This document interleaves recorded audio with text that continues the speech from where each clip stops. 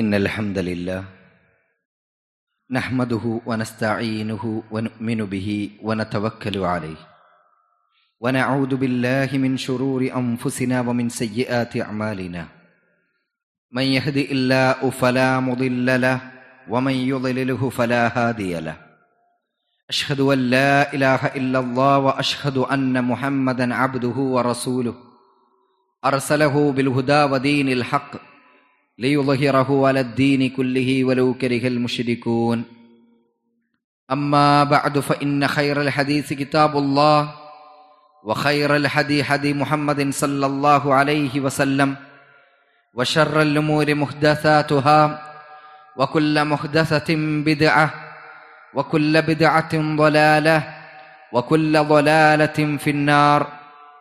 اللهم صل على محمد وعلى آل محمد كما صليت على إبراهيم وعلى آل إبراهيم إنك حميد مجيد. اللهم بارك على محمد وعلى آل محمد كما باركت على إبراهيم وعلى آل إبراهيم إنك حميد مجيد. أعوذ بالله من الشيطان الرجيم. بسم الله الرحمن الرحيم. يا أيها الذين آمنوا اتقوا الله حق تقاته ولا تموتن إلا وأنتم مسلمون.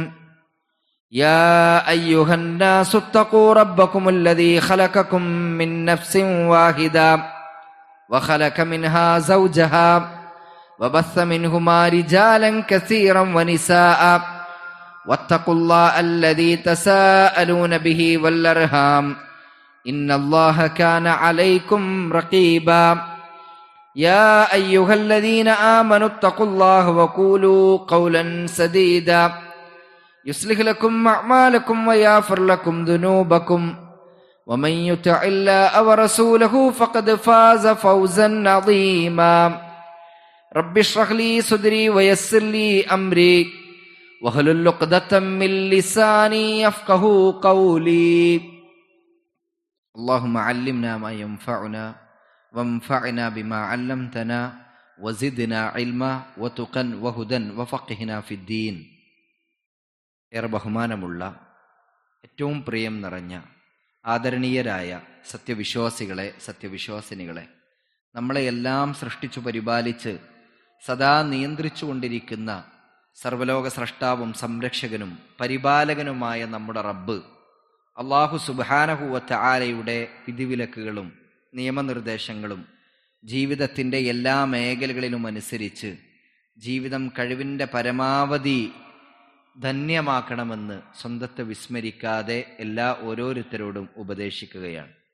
അല്ലാഹു സുബ്ഹാനഹു വ തആലയുടെ റഹ്മത്തും ബർക്കത്തും സദാസമയവും നമ്മളിലെല്ലാം വർഷിക്കുമാറാകട്ടെ. മഹാനായ പണ്ഡിതൻ ഷെയ്ഖുൽ ഇസ്ലാം ഇബ്നു തൈമിയ റഹ്മത്തുള്ളാഹി അലൈഹിയുടെ വളരെ പ്രിയപ്പെട്ട ശിഷ്യനാണ് ഇമാം ഇബ്നുൽ ഖയ്യിം റഹിമഹുല്ലാഹ്. പ്രഗൽഭ പണ്ഡിതൻ കൂടിയായ ഇമാം ഇബ്നുൽ ഖയ്യിം റഹിമഹുല്ലാഹ് മക്കളെ വളർത്തുന്നതുമായി ബന്ധപ്പെട്ട് നടത്തുന്ന ഒരു പ്രസ്താവനയുണ്ട്. രക്ഷിതാക്കൾക്ക് ഗൗരവതരത്തിലുള്ള ഒരു താക്കീത് എന്ന നിലക്കാണ് ഇബ്നുൽ ഖയ്യിം റഹിമഹുല്ലാഹ് ആ കാര്യം പറയുന്നത്. വകം മിമ്മൻ അഷ്ഖാ വലദഹു വഫിൽദത കബദിഹി ഫിദ്ദുനിയ വൽ ആഖിറ ബിഇഹ്മാലിഹി വതർകി തഅദീബിഹി വഇആനതി ലഹു അലാ ശഹവാതിഹി വയസ്അമു അന്നഹു യുക്രിമുഹു വഖദ് അഹാനഹു വഅന്നഹു യർഹമുഹു വഖദ് ളലമഹു വഹറമഹു ഫഫാതഹു ഇന്തിഫാഉഹു ബിവലദിഹി വഫവ്വത് അലൈഹി ഹല്ലഹു ഫിദ്ദുനിയ വൽ ആഖിറ വഇദാ അഅ്തബറതൽ ഫസാദ ഫി ഔലാദി റഅയ്ത ആമ്മതഹു മിൻ ഖബ്ലിൽ ആബാഇ. ഇമാം ഇബ്നുൽ ഖയ്യിം റഹിമഹുല്ലാഹ് പറയുകയാണ്, എത്രയെത്ര മാതാപിതാക്കളാണ് അവരുടെ പ്രിയപ്പെട്ട മക്കളെ അവരുടെ കാര്യത്തിൽ തങ്ങളുടെ അലസത കാരണത്താലും മര്യാദകൾ പഠിപ്പിക്കാതെയും അവരുടെ എല്ലാ ഇച്ഛകൾക്കും സഹായം നൽകിക്കൊണ്ടും ഈ ലോകത്തും പരലോകത്തും അവരെ ദൗർഭാഗ്യവാന്മാരാക്കി മാറ്റിയിട്ടുള്ളത് എന്ന്. ഒന്നുകൂടി ഞാൻ പറയാം. എത്രയെത്ര മാതാപിതാക്കളാണ് അവരുടെ പ്രിയപ്പെട്ട മക്കളെ അവരുടെ കാര്യത്തിൽ, അതായത് മക്കളുടെ കാര്യത്തിൽ ഈ പറയുന്ന മാതാപിതാക്കളുടെ അലസത കാരണത്താലും അവരെ മര്യാദകൾ പഠിപ്പിക്കാതെയും അവരുടെ എല്ലാ തോന്നിവാസങ്ങൾക്കും, അതായത് അവരുടെ ഇച്ഛകൾക്കും, അവർക്ക് തോന്നുന്നതെന്തോ, കുട്ടികൾ ആഗ്രഹിക്കുന്നതെന്തോ, മക്കൾ ചിന്തിക്കുന്നതെന്തോ, ആ കാര്യങ്ങൾക്കെല്ലാം സഹായം നൽകിക്കൊണ്ടും ഈ ലോകത്തും പരലോകത്തും അവരെ ദൗർഭാഗ്യവാന്മാരാക്കി മാറ്റിയിട്ടുള്ളത് എന്ന്. വേനലവധി ആസ്വദിച്ചു കൊണ്ടിരിക്കുന്ന, അനുഭവിച്ചു കൊണ്ടിരിക്കുന്ന ഈ ഒരു സന്ദർഭത്തിൽ മഹാനായ പണ്ഡിതൻ ഇമാം ഇബ്നുൽ ഖയ്യിം റഹിമഹുല്ല പഠിപ്പിച്ച ഈ കാര്യം വളരെ അർത്ഥവത്താണ് എന്ന് തീർച്ചയായിക്കൊണ്ട് നമുക്ക് മനസ്സിലാക്കാൻ കഴിയും. നമ്മളെ സംബന്ധിച്ചിടത്തോളം മക്കൾ സ്കൂളുകളെല്ലാം പൂട്ടി ഒരു വേനലവധി പരമാവധി അനുഭവിച്ചും ആസ്വദിച്ചു കൊണ്ടിരിക്കുന്ന ഒരു സന്ദർഭത്തിലാണുള്ളത്. സത്യത്തിൽ അവധിക്കാലം എന്ന് പറയുന്നത് ഒരു അനുഗ്രഹമാണ്, ഇതൊരു പ്രശ്നമല്ല. ചില മാതാപിതാക്കൾ, ചില രക്ഷിതാക്കളൊക്കെ പറയും, സ്കൂൾ ഉണ്ടായിരുന്നെങ്കിൽ എത്ര ഹൈറായിരുന്നു, കുടുങ്ങിയിട്ടങ്ങളെ കൊണ്ട് എന്നൊക്കെ പറയും. കുട്ടികൾ വീട്ടിൽ കാട്ടിക്കൊണ്ടിരിക്കുന്ന കാര്യങ്ങളൊക്കെ പറയുമ്പോൾ സ്കൂൾ ഉണ്ടായിരുന്നെങ്കിൽ എന്ത് സുഖമായിരുന്നു. ആ രാവിലെ 10 മണിക്കാണ്ട് സ്കൂൾ കണ്ട് പോയി കഴിഞ്ഞാൽ വൈകുന്നേരം 4 മണി ആവണ വരെ നോക്കേണ്ട ആവശ്യം തന്നെ ഇല്ലായിരുന്നു. ഇതൊക്കെ ഇപ്പൊ വീട്ടിലായതുകൊണ്ട് എന്തൊക്കെ കാര്യങ്ങൾ നമ്മൾ ശ്രദ്ധിക്കണം എന്ന് പറയും. സത്യത്തില് അവധിക്കാലം എന്ന് പറയുന്നത് ഒരു പ്രശ്നമല്ല. വേനൽ അവധി എന്ന് പറയുന്നത്, ഈ അവധിക്കാലം എന്ന് പറയുന്നത് വാസ്തവത്തിൽ ഒരു അനുഗ്രഹമാണ്. പക്ഷേ അവിടെ എന്തുകൊണ്ടാണ് അതൊരു പ്രയാസമായും പ്രശ്നമായും മാറുന്നത്? അശ്രദ്ധ ബാധിക്കുന്നത് കൊണ്ടാണ്. ഒഴിവ് സമയം എന്ന് പറയുന്നത് ഒരു മഹത്തായ നിഅമത്താണ് എന്ന് റസൂലുള്ളാഹി സ്വല്ലല്ലാഹു അലൈഹി വസല്ലം അവിടുത്തെ ഒരു ഹദീസിലൂടെ വളരെ കൃത്യമായി നമ്മളെ പഠിപ്പിച്ചിട്ടുണ്ട്. മഹാനായ ഇബ്നു അബ്ബാസ് റളിയല്ലാഹു അൻഹുവിൽ നിന്ന് ഉദ്ധരിക്കുന്ന ഒരു ഹദീസുണ്ട്. നബി സല്ലല്ലാഹു അലൈഹി വസല്ലം പറഞ്ഞു, നിഅമതാനി മഅബൂനൻ ഫീഹിമാ കസീറുൻ മിനൻ നാസ് അസ്സിഹതു വൽ ഫറാഉ. 2 മഹാ അനുഗ്രഹങ്ങൾ, ആ അനുഗ്രഹങ്ങളെ തൊട്ട് മനുഷ്യരിൽ അധികം ആളുകളും അശ്രദ്ധാലുക്കളാണ്. ഒന്ന് അവരുടെ ആരോഗ്യമാണ്, മറ്റൊന്ന് അവരുടെ ഒഴിവ് സമയമാണ്. അപ്പൊ ഒഴിവ് സമയം അനുഗ്രഹമാണ് എന്ന് ലോകത്തെ പഠിപ്പിക്കുന്നത് പ്രവാചകൻ മുഹമ്മദ് നബി സല്ലല്ലാഹു അലൈഹി വസല്ലമയാണ്. ആ ഒഴിവ് സമയത്തെക്കുറിച്ച് നാളെ റബ്ബുൽ ഇസ്സത്ത് അല്ലാഹു തആല പരലോകത്ത് ചോദ്യം ചെയ്യുക തന്നെ ചെയ്യും, ഒരു സംശയവുമില്ല. നിന്റെ ഓരോ സമയവും നീ എങ്ങനെ ഉപയോഗപ്പെടുത്തി എന്ന് റബ്ബുൽ ഇസ്സത്ത് നാളെ പരലോകത്ത് വെച്ച് വിചാരണയുടെ വേളയിൽ നമ്മളെ ചോദ്യം ചെയ്യും. നബി സല്ലല്ലാഹു അലൈഹി വസല്ലം അതുകൊണ്ടാണ് പറഞ്ഞത്, ഒരു സ്വഹാബിക്ക് ഉപദേശം നൽകിക്കൊണ്ടിരിക്കുകയാണ്, ചില കാര്യങ്ങൾ പഠിപ്പിച്ചു കൊടുത്തുകൊണ്ടിരിക്കുകയാണ്. ആ സമയത്ത് 5 അവസ്ഥകൾക്ക് മുമ്പുള്ള 5 അവസ്ഥകൾ അത് നീ പ്രത്യേകം ഗൗരവത്തോടു കൂടി ശ്രദ്ധിക്കണട്ടോ എന്ന് നബി സല്ലല്ലാഹു അലൈഹി വസല്ലം പറയുമ്പോ ആ പറയുന്ന കാര്യത്തിൽ ഒന്നെന്താണെന്നറിയോ? ഫറാഅക ഖബ്ല ശുഅലിക. നിന്റെ ജീവിതത്തിൽ കുറെ തിരക്കുകൾ വരുന്നൊരു ഘട്ടമുണ്ടാകും, അതിനു മുമ്പുള്ള ഒഴിവ് സമയം അത് പരമാവധി നീ ഉപയോഗപ്പെടുത്തണം എന്ന് നബി സല്ലല്ലാഹു അലൈഹി വസല്ലം പഠിപ്പിക്കുകയാണ്. അതുകൊണ്ട് തന്നെ കുടുംബത്തിന്റെ കാര്യത്തിൽ ഒരു അമാനത്താണ് കുടുംബനാഥനുള്ളത് എന്ന് പരിശുദ്ധ ഖുർആനിലൂടെ അല്ലാഹു സുബ്ഹാനഹു വ തആല പഠിപ്പിക്കുന്നുണ്ട്. നമുക്കൊക്കെ സുപരിചിതമായ ഒരു ആയത്താണത്. 66-ാമത്തെ അധ്യായം, 66-ാമത്തെ സൂറത്തു തഹരീം, അതിന്റെ 6-ാമത്തെ ആയത്തിലൂടെ അല്ലാഹു തആല പഠിപ്പിക്കുന്നത് എന്താണെന്നറിയോ? യാ അയ്യുഹല്ലദീന ആമനു, ഈമാനുള്ളവരെ, മുഅ്മിനുകളെ, സത്യവിശ്വാസികളെ. പരിശുദ്ധ ഖുർആൻ ഒരു പ്രത്യേകത ഉണ്ട്. യാ അയ്യുഹല്ലദീന ആമനു എന്ന് ഖുർആൻ എവിടെയെങ്കിലും വിളിക്കുന്നുണ്ടെങ്കിൽ, എവിടെയെങ്കിലും പ്രയോഗിച്ചിട്ടുണ്ടെങ്കിൽ അവിടെ എല്ലാം നിങ്ങൾ ശ്രദ്ധിച്ചു നോക്കൂ, ഒരു നന്മ കൽപ്പിക്കാനോ അല്ലെങ്കിൽ ഒരു തിന്മ വിരോധിക്കാനോ ആയിരിക്കും അത്. ആ വിളിയെല്ലാം ഒന്നെങ്കിൽ ഒരു നന്മ, പുതുതായിട്ടൊരു നന്മ പഠിപ്പിക്കാൻ, കൽപ്പിക്കാൻ, അല്ലെങ്കിൽ എന്തെങ്കിലും ഒരു തിന്മ വിരോധിക്കാനായിരിക്കും. അല്ലാഹു തആല ഇവിടെ വിളിക്കുന്നത് ഈമാനുള്ളവരെ, സത്യവിശ്വാസികളെ, മുഅ്മിനുകളെ എന്നാണ്. എന്നിട്ട് പറയുന്നത് എന്താണെന്നറിയോ? ഖൂ അൻഫുസകും വ അഹ്ലീകും നാറ. നിങ്ങൾ നിങ്ങളുടെ സ്വന്തത്തെ നരകത്തീയിൽ നിന്ന് കാത്തു രക്ഷിക്കണം. മാത്രം മതിയോ? പോരാ. ഒരു കുടുംബത്തിന്റെ നാഥനുള്ള ഉത്തരവാദിത്വം അള്ളാഹു അവിടെ പഠിപ്പിക്കുകയാണ്. നിങ്ങളുടെ കുടുംബത്തെ തൊട്ട് നിങ്ങൾക്ക് ഉത്തരവാദിത്വമുണ്ട്, അമാനത്തുണ്ട്. അള്ളാഹു ആ കുടുംബത്തെ തൊട്ട് നിങ്ങളോട് ചോദിക്കും, എന്താണ് നിങ്ങൾ ചെയ്യേണ്ടത്? സ്വന്തം നഫ്സിനെ നരകത്തിൽ നിന്ന് കാക്കാൻ നിങ്ങൾ എത്ര ശ്രദ്ധ കാണിക്കുന്നോ അതേപോലെ തന്നെ നിങ്ങളുടെ കുടുംബത്തെ നരകത്തിൽ നിന്ന് കാക്കണം, അവരെയും നരകത്തെ തൊട്ട് രക്ഷിക്കണം. നരകത്തിലേക്ക് പോകുന്ന അവസ്ഥ കുടുംബത്തിനുണ്ടാകരുത് എന്ന കാര്യത്തിൽ നിങ്ങൾക്കൊരു ശ്രദ്ധ വേണം എന്ന് അല്ലാഹു തആല പരിശുദ്ധ ഖുർആനിലൂടെ പഠിപ്പിക്കുകയാണ്. വഖൂദുഹന്നാസ് വൽ ഹിജാറ, മനുഷ്യനും കല്ലുകളും ഇന്ധനമായി കത്തിക്കപ്പെടുന്ന ആ നരകാഗ്നി, അതിനെ തൊട്ട് നിങ്ങളുടെ സ്വന്തം നഫ്സിനെയും നിങ്ങൾ കാക്കണം, കുടുംബത്തിന്റെ നഫ്സിനെയും കാക്കണം. അപ്പോ മക്കളെ സംബന്ധിച്ചിടത്തോളം അവർക്ക് പ്രായപൂർത്തി എത്തുന്നതുവരെ, പക്വത എത്തുന്നതുവരെ തീർച്ചയായും രക്ഷിതാക്കൾക്ക് ബാധ്യതയുണ്ട്, ഉത്തരവാദിത്വമുണ്ട്. കുട്ടികളെ നേരായ വഴിയിൽ നടത്തേണ്ട, അവർക്ക് കൃത്യമായ മാർഗനിർദ്ദേശങ്ങളും ഉപദേശ നിർദ്ദേശങ്ങളും നൽകേണ്ട ബാധ്യത ഉമ്മാക്കും ഉപ്പാക്കും ആ കുടുംബത്തിലുണ്ട്, തീർച്ചയായും ഉണ്ട്.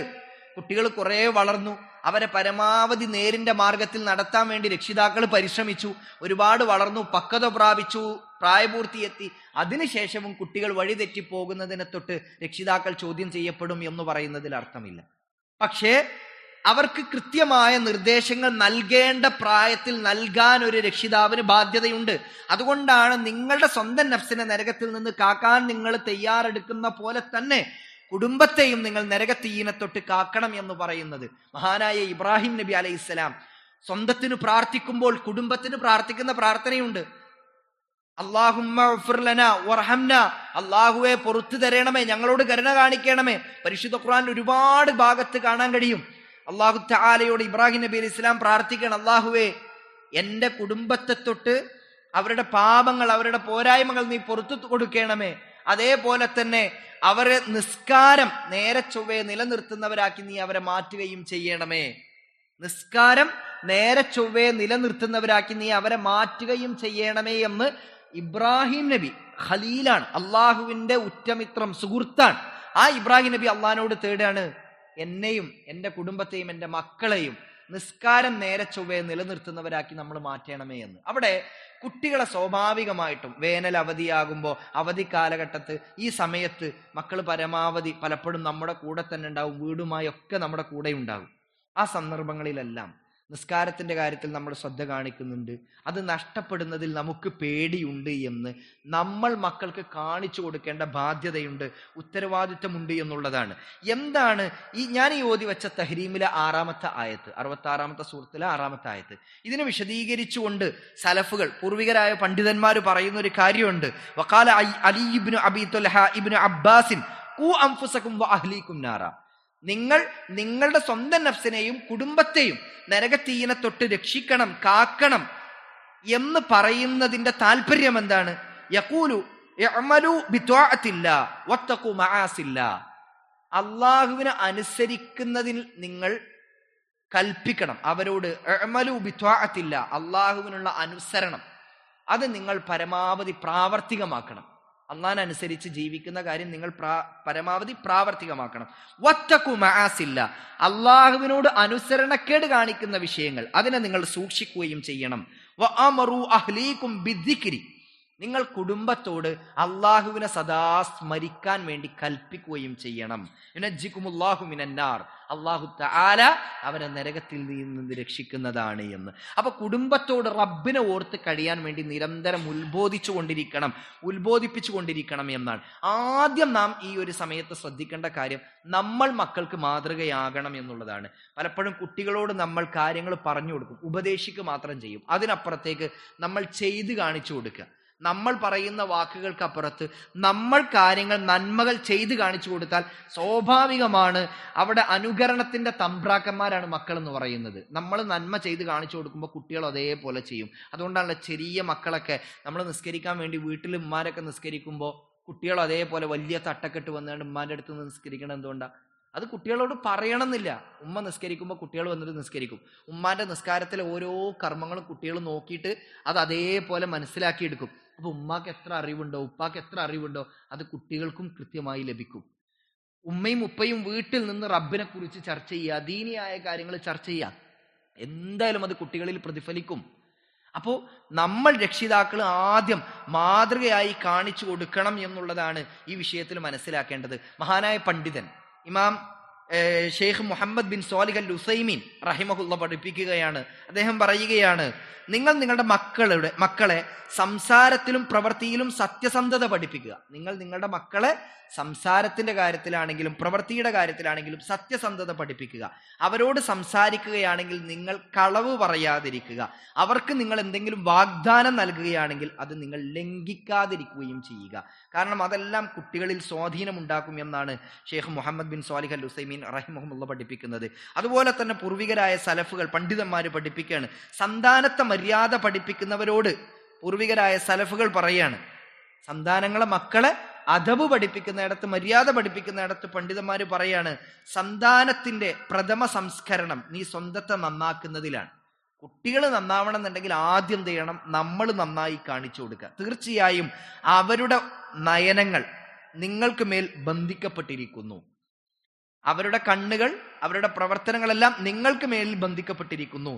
അവരുടെ അടുക്കലുള്ള നന്മ നിങ്ങൾ ചെയ്യുന്നതും അവർ തിന്മയായി മനസ്സിലാക്കുന്നത് നിങ്ങൾ ഉപേക്ഷിക്കുന്നതുമായ കാര്യങ്ങളാണ്. അപ്പൊ നിങ്ങൾ വേണം കുട്ടികൾക്ക് ജീവിതം കൊണ്ട് നന്മ പഠിപ്പിച്ചു കൊടുക്കാനും.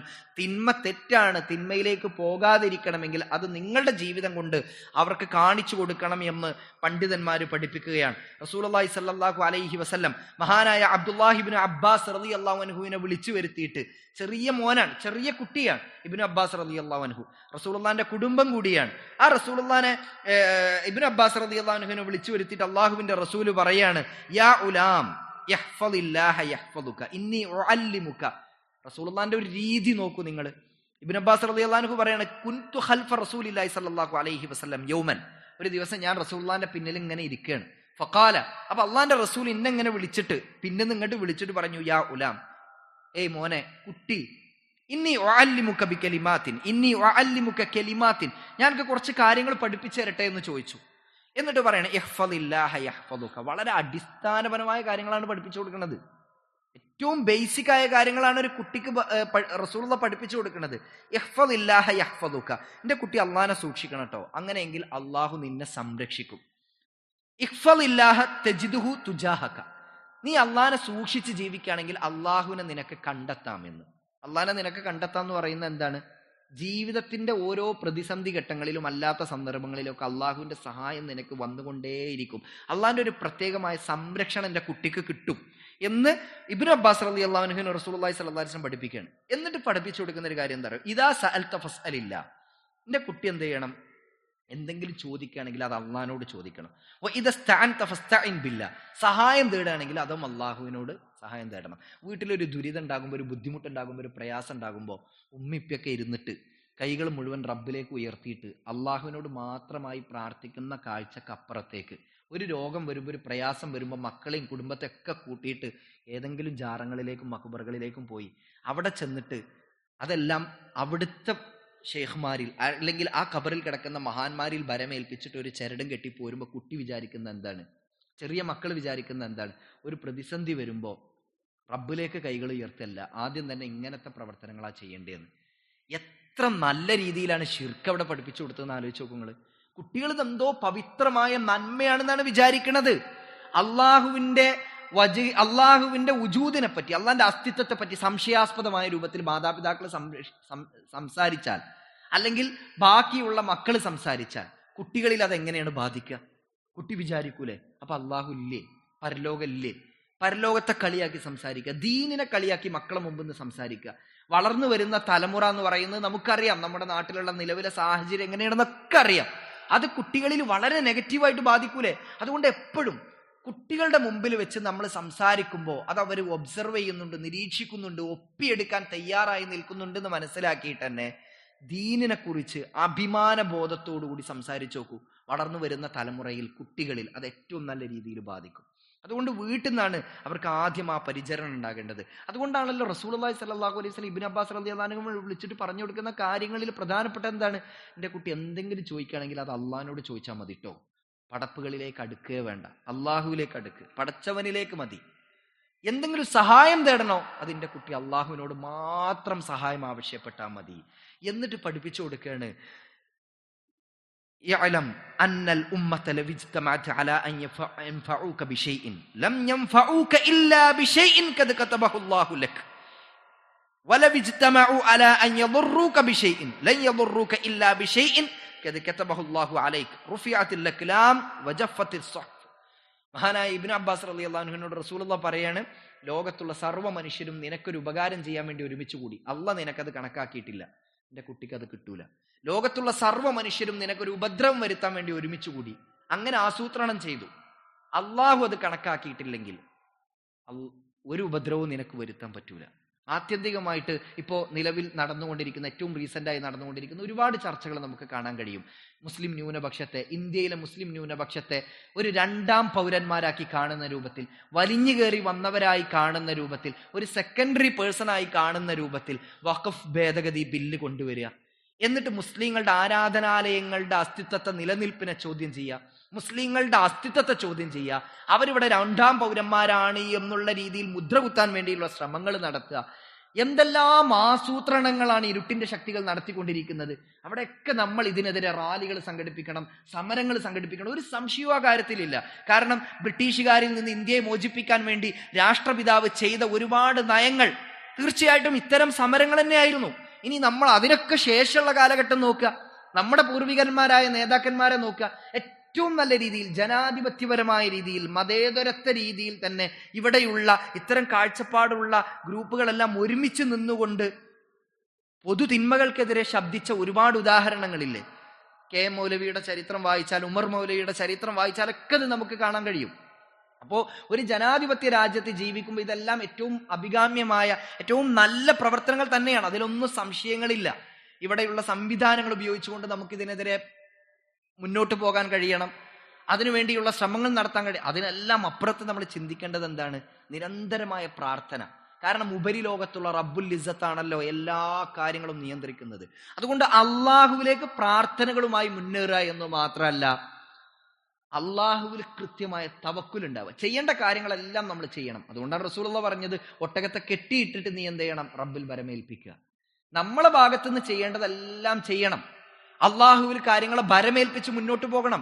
ഈമാനിന്റെ ഏറ്റവും ഹയർ ലെവൽ എന്ന് പറയുന്നത് തവക്കുലാണ്. ഏറ്റവും ഉന്നതമായ ഭാഗം എന്ന് പറയുന്നത് തവക്കുലാണ്. അള്ളാഹുവിൽ ഭരമേൽപ്പിക്കുക. ഇന്നല്ലാഹ യുഹിബ്ബുൽ മുതവക്കിലീൻ. അള്ളാഹ്ക്ക് ഇഷ്ടമാണ് അള്ളാഹുവിൽ ഭരമേൽപ്പിക്കുന്ന മനുഷ്യരെ. അത് ഏത് ചെറിയ കാര്യമാണെങ്കിൽ പോലും ഞാൻ എൻ്റെ റബ്ബിൽ ആ കാര്യം ഭരമേൽപ്പിച്ചിട്ടുണ്ട്, അതുകൊണ്ട് എനിക്ക് ഈ ദുനിയാവിൽ ഒരു മനുഷ്യനെയും പേടില്ല, ഒരു ബില്ലിനെയും പേടില്ല, എനിക്ക് ഒരാളെയും പേടില്ല എന്ന് നമുക്ക് പറയാൻ പറ്റും. അപ്പോൾ നമ്മൾ ചിന്തിക്കേണ്ടത് എന്താണ്? ഫിറഔന്റെ ഒരു നടപടിക്രമം എന്ന് പറയുന്നത് എന്തായിരുന്നു? ഒരു സ്വപ്നം കാണുന്നു, ഏതോ ഒരു ആൺകുഞ്ഞ് തന്നെ കൊല്ലാൻ വരുന്നു എന്നുള്ള രീതിയിൽ സ്വപ്നം കാണുകയാണ്. അത് ഫിറഔന്റെ കാതിലെത്തുകയാണ്. ആ നാട്ടിൽ ജനിക്കുന്ന സർവ്വ ആൺകുട്ടികളെയും കൊല്ലണം എന്നുള്ള ഉത്തരവിറക്കുകയാണ്. ആ നാട്ടിൽ ജനിക്കുന്ന സർവ്വ ആൺകുട്ടികളെ ഇനി മുതൽ ജീവിക്കാൻ പാടില്ല, ജനിക്കാൻ പാടില്ല, കൊല്ലണം.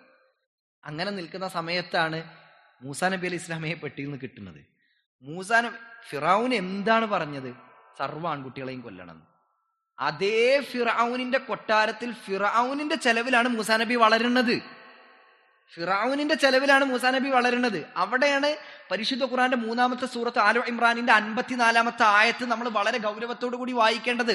മക്റൂ മക്കറല്ലാഹു വല്ലാഹു ഖൈറുൽ മാകിരീൻ. അവര് തന്ത്രം പ്രയോഗിച്ചു, അള്ളാഹുവും തന്ത്രം പ്രയോഗിച്ചു.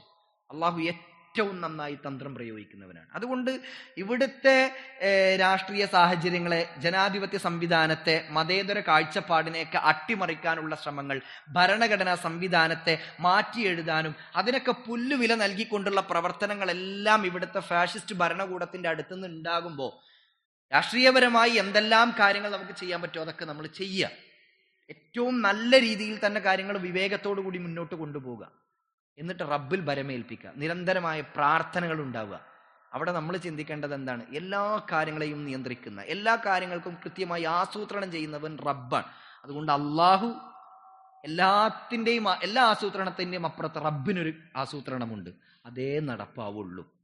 അത് ഹൈറായി കിട്ടാൻ വേണ്ടി, റബ്ബിന്റെ അടുക്കൽ നിന്ന് നന്മ ഉണ്ടാകാൻ വേണ്ടി നമ്മൾ പ്രാർത്ഥിക്കുക. ഇത്തരം പ്രധാനപ്പെട്ട കാര്യങ്ങളാണ് റസൂലുള്ളാഹി ഇബ്നു അബ്ബാസ് റളിയല്ലാഹു അൻഹുവിന് പഠിപ്പിച്ചു കൊടുക്കുന്നത്. ലോകത്തുള്ള സർവ്വ മനുഷ്യരും ഒരുമിച്ച് കൂടി നിനക്കൊരു ഉപദ്രവം വരുത്താൻ വേണ്ടി ശ്രമിച്ചു.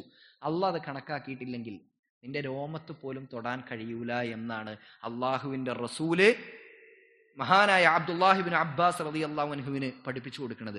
അതേപോലെ തന്നെ നമ്മൾ ഈ ഒരു അവധിക്കാല സമയത്ത് കുട്ടികളുടെ കൂടെ പരമാവധി സമയം സ്പെൻഡ് ചെയ്യുക. കുട്ടികളെ നമ്മൾ ചേർത്ത് പിടിക്കുക, നമ്മൾ തന്നെ കുറേ അനാവശ്യമായ കുറേ ബിസിയിലാവുക, എന്നിട്ട് കുട്ടികളുടെ കൂടെ സമയം സ്പെൻഡ് ചെയ്യുക, അവർക്ക് വന്ന് പറയാനുള്ള കാര്യങ്ങൾ. ഇപ്പോൾ ചിലർ എന്തുകൊണ്ടാണ് ഈ ചെറിയ മക്കളൊക്കെ പോയിട്ട് ബാക്കിയുള്ളവരോട് പല കാര്യങ്ങളും പറയുന്നത്? ഫ്രണ്ട്സിൻ്റെ അടുത്ത് ചിലപ്പോൾ ചെറിയ തെറി വാക്കുകൾ പറയും, അതേപോലെ തന്നെ മോശം കാര്യങ്ങൾ. ചെറിയ മക്കൾ പോലും നമ്മളെ അന്താളിച്ചു പോയി, ഈ കുട്ടീൻ്റെ വായിൽ നിന്ന് എങ്ങനെയാണ് ഇത് വന്നത്, ഈ കുട്ടി ഇത് എവിടുന്നാണ് പഠിച്ചത്, എവിടുന്നാണ് ഈ കാര്യങ്ങളൊക്കെ പോയി ഷെയർ ചെയ്യണത്? ഒരു സ്കൂളിൽ പഠിപ്പിക്കുന്ന അധ്യാപകൻ എന്നുള്ള എനിക്ക് അറിയാൻ പറ്റും.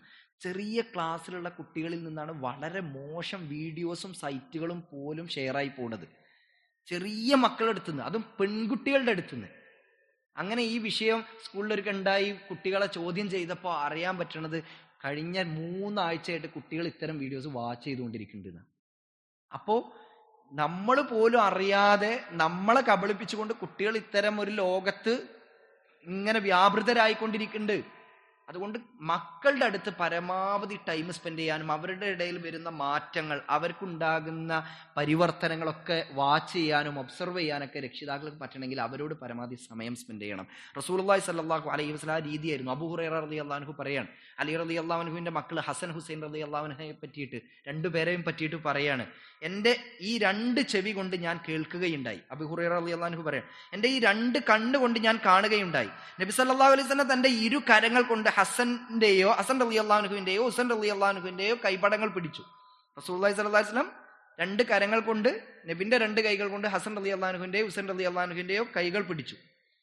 എന്നിട്ട് അവരുടെ കാൽപാദം നബിയുടെ കാൽപാദത്തിന്മേൽ കയറ്റി വെച്ചു. റസൂലുള്ളാഹിന്റെ കാലുമക്ക് ഇങ്ങനെ കയറ്റി വെച്ചു കൊടുത്തു. എന്നിട്ട് നബി സല്ലല്ലാഹു അലൈഹി വസല്ലം പറഞ്ഞു, കയറിക്കോളൂ. അബൂ ഹുറൈറ റളിയല്ലാഹു അൻഹു പറയാണ്, നബിയുടെ നെഞ്ചിൽ തന്റെ കാലെത്തും വരെ ആ കുട്ടി ഇങ്ങനെ കയറിന്ന്, ചവിട്ടി കയറിന്ന്. അപ്പൊ റസൂലുള്ളാഹി എന്ന് പറയുന്നത് നിങ്ങൾ ആലോചിച്ച് നോക്കൂ, എന്തെല്ലാം കാര്യങ്ങൾ നോക്കി നടത്തണം. മക്കയുടെയും മദീനയുടെയും സ്വഹാബാക്കളുടെയും ഉത്തരവാദിത്തങ്ങൾ, അതിനിടക്ക് വരുന്ന യുദ്ധങ്ങൾ, അതിന് വരുന്ന ഭരണപരമായ പ്രശ്നങ്ങൾ, എന്തെല്ലാം കാര്യങ്ങൾ നോക്കി നടത്തണം. അതിൻ്റെ ഇടയിൽ കൂടെയാണ് ഈ പേരക്കുട്ടികൾ അങ്ങനെ കളിപ്പിക്കുന്നതും. അപ്പൊ നബി സല്ലല്ലാഹു അലൈഹി വസല്ലം ഇവരോടൊക്കെ സമയം ചെലവഴിച്ചു എന്നുള്ളതാണ്. എന്നിട്ട് നിന്റെ വായ തുറക്കൂ കുട്ടിനോട് പറഞ്ഞു. എന്നിട്ട് റസൂലുള്ളാഹി സ്വല്ലല്ലാഹു അലൈഹി വസല്ലം ആ കുട്ടിയെ ചുംബിച്ചു. എന്നിട്ട് അള്ളാഹുവിനോട് ഇങ്ങനെ പ്രാർത്ഥിച്ചു, അള്ളാഹുവേ, നീ ഈ മക്കളെ ഇഷ്ടപ്പെടണമേ, ഞാൻ തീർച്ചയായിട്ടും ഇവരെ ഇഷ്ടപ്പെടുന്നു എന്ന്. ആയിഷ റളിയല്ലാഹു അൻഹ പ്രായം കൊണ്ട് വളരെ ചെറുതാണ്, റസൂലുള്ളാഹിന്റെ ഭാര്യയാണ്. അവർക്ക് പള്ളിയിൽ ഇങ്ങനെ ആയോധന കല നടക്കുകയാണ്. അപ്പൊ നബി സല്ലല്ലാഹു അലൈഹി വസല്ലം തോൾ വെച്ചു കൊടുത്തു. ആയിഷ റളിയല്ലാഹു അൻഹ റസൂലുള്ളാഹിന്റെ സ്നേഹം കൂടി ടെസ്റ്റ് ചെയ്യാണ്, ഭാര്യയുടെ കൂടെ സമയം സ്പെൻഡ് ചെയ്യാണ്. അപ്പോൾ പരമാവധി ഇപ്പോൾ ഈ സമയം എന്നൊക്കെ പറയുന്നത് കുറേ തിരക്കുകളൊക്കെ ഒഴിഞ്ഞൊരു ടൈമും കൂടിയായിരിക്കും. അപ്പോൾ വീട്ടിൽ സമയം ചെലവഴിക്കുന്നതിൻ്റെ ഒരു പ്രാധാന്യമാണിത്. ആയിഷ റളിയല്ലാഹു അൻഹ റസൂലുള്ളാഹിന്റെ തോളത്ത് വെച്ച് തല ഇങ്ങനെ വെച്ചിട്ട് അവിടെ പള്ളിയിൽ നടക്കുന്ന ആയുധന കല ഇങ്ങനെ കണ്ടുകൊണ്ടിരിക്കുകയാണ്. കുറേ നേരം കഴിഞ്ഞപ്പോൾ റസൂലുള്ളാഹി ചോദിച്ചു, ആയിഷ മതിയില്ലേ? അപ്പോൾ ആയിഷ റളിയല്ലാഹു അൻഹ പറഞ്ഞു, പോരെ റസൂലേ, എനിക്ക് കുറച്ചും കൂടി നേരം വേണം. എന്നാ ശരി, കുറച്ചും കൂടി കണ്ടോ. വീണ്ടും അങ്ങനെ വെച്ചു കൊടുക്കുകയാണ്. അപ്പൊ നിങ്ങളൊന്ന് ആലോചിച്ച് നോക്കുക, ആ കുടുംബത്തിന്റെ കൂടെ സമയം സ്പെൻഡ് ചെയ്യാൻ, ചെലവഴിക്കാൻ അള്ളാന്റെ റസൂൽ എത്രത്തോളം താല്പര്യം കാണിച്ചു, സമയം കണ്ടെത്തി എന്നുള്ളതാണ് ഇതിൽ നിന്നൊക്കെ നമുക്ക് മനസ്സിലാക്കാൻ കഴിയുക. അതേപോലെ തന്നെ ഈ ഒരു സമയത്ത് കുട്ടികൾ പുറത്തു പോകുമ്പോൾ സ്വാഭാവികമാണ് ടൂറ് കാര്യങ്ങളെല്ലാം ഉണ്ടാകും. അപ്പൊ ഇതൊക്കെ നമ്മൾ പുറത്തു പോകുമ്പോൾ ആരുടെ കൂടെ പോകുന്നു, അവരെന്തൊക്കെ രീതിയിൽ പ്രവർത്തിക്കുന്നു, കൂട്ടുകെട്ട് എന്താണ് എന്നൊക്കെ രക്ഷിതാക്കൾ തീർച്ചയായും അറിഞ്ഞിരിക്കണം, അവരെ നിരീക്ഷിച്ചിരിക്കണം. ഇല്ലെങ്കിൽ വലിയ വില നമ്മൾ കൊടുക്കേണ്ടി വരും, ഒരുപാട് സമയം നമ്മൾ ഖേദിക്കേണ്ടി വരും, ഇതിന്റെ കാര്യത്തിൽ ഒരുപാട് നമ്മൾ വ്യസനിക്കേണ്ടി വരും. അതുകൊണ്ട് ഈ ഒരു സന്ദർഭത്തിൽ, ഈ ഒരു വേനലവധി കാലത്ത് മക്കൾക്ക് നൽകാവുന്ന ഒരുപാട് ധാർമ്മികമായ അവസരങ്ങളുണ്ട്. ഇപ്പോൾ വിസ്ഡം സ്റ്റുഡൻസിന്റെ ഭാഗത്തു നിന്ന് തന്നെ ഇഷ്ടം പോലെ ഒരുപാട് നല്ല മോറൽ ക്ലാസ്സുകൾ, വേനലവധിയിൽ നടക്കുന്ന ഒരുപാട് കോഴ്സുകൾ, ക്ലാസ്സുകളൊക്കെ ഉണ്ട്. അതിലൊക്കെ നാട്ടിലത് നടക്കുമ്പോൾ അതൊക്കെ അവർ നടത്തുന്നതിന് എന്തിനാണ്? ഇതിന്റെ പ്രവർത്തകരായ, ഇത് സംഘടിപ്പിക്കുന്ന വിദ്യാർത്ഥികളും ഈ വിദ്യാർത്ഥി തലത്തിലുള്ളവരാണ്. അവർക്കും ഇതേപോലെ ഫ്രണ്ട്സിന്റെ കൂടെ പുറത്ത് ഔട്ട് ചെയ്യാനും ഒക്കെ താല്പര്യമുണ്ട്. എന്നിട്ട് ഈ കുട്ടികൾ ഇതിൽ സംഘടിപ്പിച്ചു കൊടുക്കുന്നത് എന്തിനാണ്? അവരുടെ അതേ പ്രായത്തിലുള്ള മക്കൾ ധാർമ്മികമായി ചിന്തിക്കട്ടെ, നന്മയിൽ സഞ്ചരിക്കട്ടെ എന്ന് വിചാരിച്ചിട്ടാണ്. അപ്പൊ അത്തരം ക്ലാസ്സുകൾ നമ്മുടെ നാട്ടിലുണ്ട്, അത്തരം പ്രോഗ്രാമുകൾ നമ്മുടെ നാട്ടിൽ നടക്കുന്നുണ്ട്, കോഴ്സുകളുണ്ട്. അതിലൊക്കെ എൻ്റെ കുട്ടികളെ എത്തിക്കാൻ പറ്റുന്നുണ്ട് എന്നൊരു രക്ഷിതാവ് എന്നുള്ള നിലയ്ക്ക് നമ്മൾ ചെയ്യുക, നമ്മുടെ ഭാഗത്തുനിന്ന് പരിശ്രമിക്കാനുള്ളത് പരിശ്രമിക്കുക, റബ്ബിൽ ഭരമേൽപ്പിക്കുക, പ്രാർത്ഥിക്കുക. ബാക്കി എല്ലാം റബ്ബിന്റെ അടുക്കലാണ്. അള്ളാഹു തആല കൺകുളിർമയുള്ള മക്കളെ നമുക്ക് നൽകി അനുഗ്രഹിക്കുമാറാകട്ടെ എന്ന് പ്രാർത്ഥിക്കുക.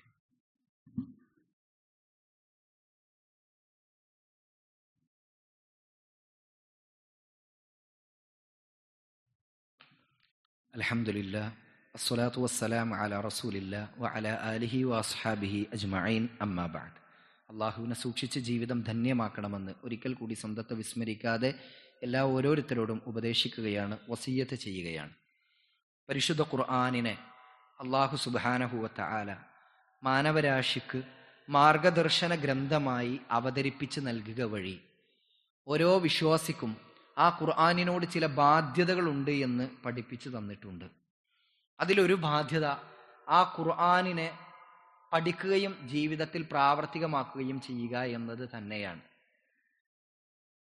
പരലോകത്ത് ഒരു വിഭാഗം ആളുകളെ കുറിച്ച് നബി സല്ലല്ലാഹു അലൈഹി വസല്ലം റസൂലുള്ളാഹി സ്വല്ലല്ലാഹു അലൈഹി വസല്ലം നാളെ പരലോകത്ത് വെച്ച് പറയുന്നതായിട്ടുള്ള ഒരു കാര്യം പരിശുദ്ധ ഖുർആനിലൂടെ അല്ലാഹു തആല പഠിപ്പിക്കുന്നുണ്ട്. അള്ളാഹുവിന്റെ റസൂല് പറയും, വഖാല റസൂൽ യാ റബ്ബി ഇന്ന ഖൗമി ഇത്തഖദൂ ഹാദൽ ഖുർആന മഹ്ജൂറ. പ്രവാചകന്റെ ശഫാഅത്ത് കിട്ടാതെ ദൂരേക്ക് മാറി നിൽക്കുന്ന ഒരു വിഭാഗത്തെക്കുറിച്ച് അള്ളാഹുവിന്റെ റസൂല് നാളെ വിചാരണയുടെ വേളയിൽ പറയും. 25-ാമത്തെ സൂറത്ത് ഫുർഖാനിന്റെ 30-ാമത്തെ ആയത്തിലാണ് ഈ കാര്യമുള്ളത്. അല്ലാഹു തആല എന്താണ് പറയാ?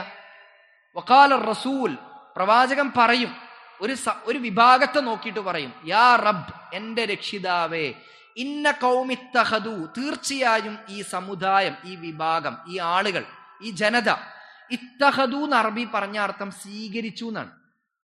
തിരസ്കരിച്ചു എന്നല്ല, ഒഴിവാക്കി എന്നല്ല, സ്വീകരിച്ചു. ഇത്തഖദൂ ഹാദൽ ഖുർആന, ഈ ഖുർആനിനെ അവര് സ്വീകരിച്ചു.